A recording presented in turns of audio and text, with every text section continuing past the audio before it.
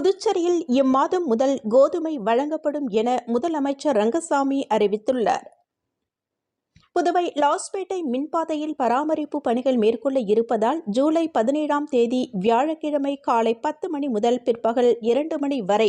அன்னை நகர், நாவர்குளம், குறிஞ்சி நகர் விரிவாக்கம், அன்னி பெசன்ட் நகர், மோதிலால் நேரு நகர், அகத்திய நகர், பொதிகை நகர், வாசன் நகர், செவாலியர் சீனிவாசன் நகர், லாஸ்பேட்டை அரசு ஊழியர்கள் குடியிருப்பு, ராஜாஜி நகர், அவ்வை நகர் ஒரு பகுதி, பிம்ஸ் அலுவலகம், ஏர்போர்ட் மற்றும் அதனை சுற்றி உள்ள பகுதிகளில் மின் விநியோகம் தடைபடும் என்று புதுவை மின்துறை அறிவித்துள்ளது. புதுச்சேரி தந்தை பெரியார் நகர் மேல்நிலை நீர்த்தேக்க தொட்டியில் பராமரிப்பு பணிகள் மேற்கொள்ள இருப்பதால் ஜூலை 17ஆம் தேதி பிற்பகல் 12 மணி முதல் 2 மணி வரை தந்தை பெரியார் நகர், கோல்டன் அவென்யூ, சாரதாம்பாள் நகர், மணக்குள விநாயகர் நகர், SBI காலனி, ரத்னா நகர், அம்பாள் நகர், குண்டுபாளையம், கவுண்டன்பாளையம், மருதம் நகர், ஆருத்ரா நகர், மூகாம்பிகை நகர்,